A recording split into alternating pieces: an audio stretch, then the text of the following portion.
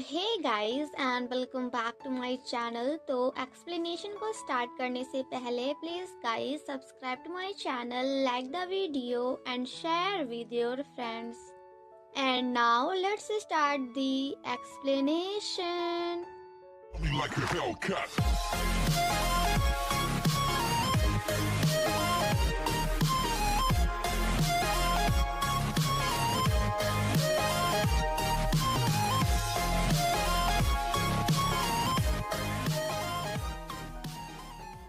Part 2 की शुरुआत में हम अना को देखते हैं जिसकी हालत काफी ज्यादा खराब होती है एंड वो अपने आप से कह रही होती है कि मैंने अपने मॉम को नहीं मारा। तभी वहाँ पे एक दादी माँ आकर उसकी हेल्प करती हैं। वहीं दूसरी तरफ हम केटू को देखते हैं जो कि अभी भी पुलिस से भाग रहा था। केटू जब वॉशरूम में होता है तो वो वहाँ से एक आर्मी ऑफिसर का ड्रेस चुरा लेता है and after that police officers को बड़े आराम से धोखा देकर वहां से निकल जाता है। वहीं दूसरी तरफ प्रेसिडेंट जंग सोजून की वाइफ अपने आदमियों पर काफी ज्यादा गुस्सा कर रही थी बिकॉज वो सभी मिलकर भी अभी तक केटू को नहीं पकड़ पाए थे। प्रेसिडेंट जंग सोजून की वाइफ जब अना की कल रात वाली फोटो सोशल मीडिया साइट पर देखती हैं तो वो काफी ज्यादा परेशान हो जाती हैं। तो जिस पर उनकी सेक्रेटरी उनसे कहती हैं कि क्यों न हम अना को मारकर उससे एक एक्सीडेंट साबित कर दें।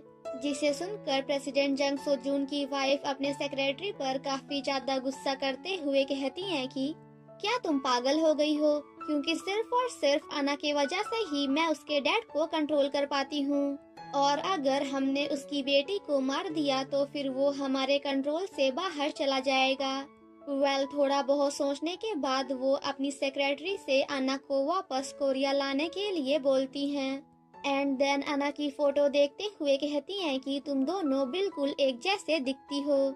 प्रेसिडेंट जंग से जून जब जा रहे होते हैं तो वो रास्ते में चीफ जो से अपनी बेटी अना के बारे में पूछते हैं एंड देन चीफ जो से कहते हैं कि तुम मुझसे प्रॉमिस करो कि तुम मेरी बेटी को हमेशा प्रोटेक्ट करोगे, क्योंकि अभी मैं सिर्फ और सिर्फ तुम पे ही पूरा भरोसा कर सकता हूँ।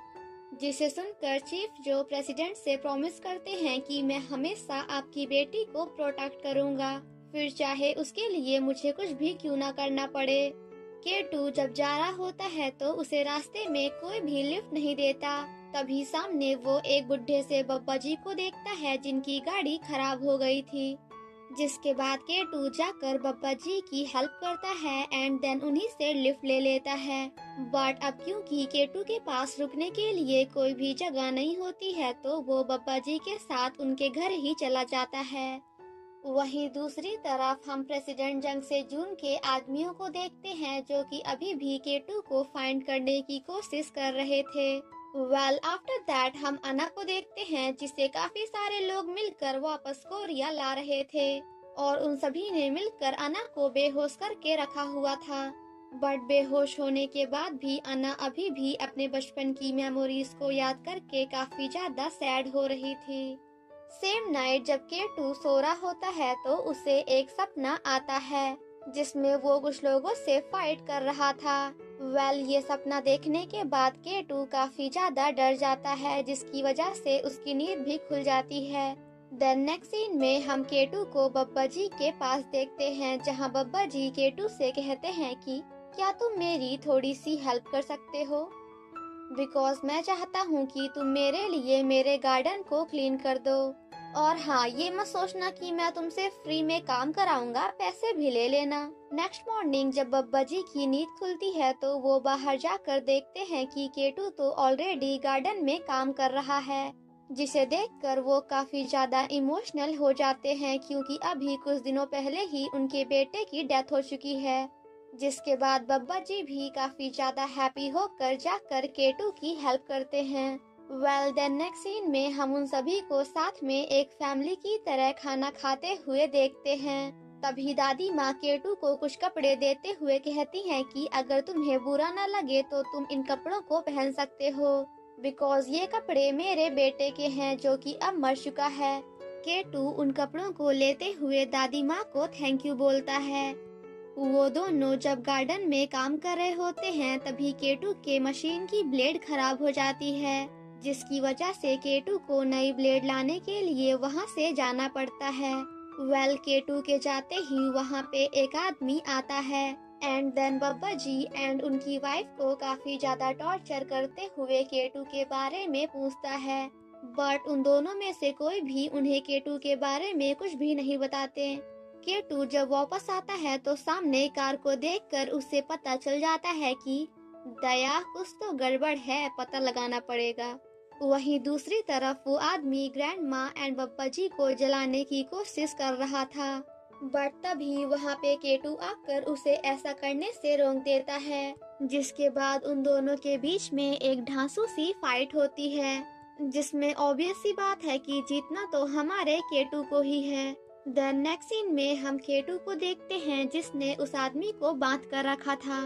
केटू उससे पूछता है कि प्लीज तुम मुझे बता दो कि आखिर तुम्हें यहाँ पे मुझे मारने के लिए किसने भेजा है, बट वो आदमी कुछ भी बताने के लिए तैयार नहीं था। केटू कहता है कि चलो ठीक है, मैंने मान लिया कि तुम यहाँ पे मुझे मारने आए थे, बट ग्रैंड माँ एंड बब्बा जी ने तुम्हारा क्या बिगाड़ा था, तुमने उन दोनों के साथ ऐसा करने की कोशिश क्यों की। तो जिस पर वो आदमी केटू को बताता है कि जो भी इंसान तुम्हारी हेल्प करने की कोशिश करेगा उन्हें जान से मारने का ऑर्डर मुझे मिला हुआ है। मतलब कि जो भी तुम्हारी हेल्प करने की कोशिश करेगा वो जान से मारा जाएगा, एंड सिर्फ और सिर्फ तुम्हारी वजह से ही बेचारे वो दोनों भी जान से मारे जाएंगे। केटू उससे पूछता है कि तुम मुझे सिर्फ इतना बताओ कि आखिर तुम्हें यहाँ पे किसने भेजा है। पहले तो वो आदमी कुछ भी नहीं बताता, बट एट लास्ट केटू के काफी ज्यादा डराने के बाद एट लास्ट वो उसे बता ही देता है कि मुझे यहाँ पे प्रेसिडेंट जंग से जून की वाइफ ने भेजा है। देन नेक्स्ट सीन में हम केटू को प्रेसिडेंट जंग से जून की वाइफ के घर के बाहर देखते हैं, जिसके बाद वो डिलीवरी बॉय बनकर अंदर जाने की कोशिश करता है, बट जब इससे भी बात नहीं बनती तो एट लास्ट हमारे केटू को अपने एक्शन सीन्स दिखाने ही पड़ते हैं। वहीं दूसरी तरफ अन्ना अपनी स्टेप मॉम को देखकर काफी ज्यादा अजीब बिहेव करने लगती है, क्योंकि अन्ना को ऐसा लगता है कि उसके मॉम का खून किसी और ने नहीं बल्कि इसी ने किया है।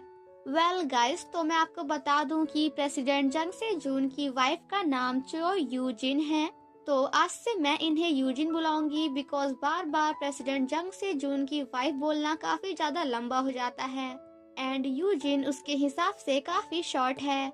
यूजिन जब ड्रिंक कर रही होती है तभी अचानक से केटू उसके सामने आ जाता है, जिसे देखकर यूजिन पहले तो थोड़ा शॉक्ड होती है, बट देन कहती है कि वाओ यार, मैंने तो जितना सोचा था तुम तो उससे भी ज्यादा हैंडसम हो।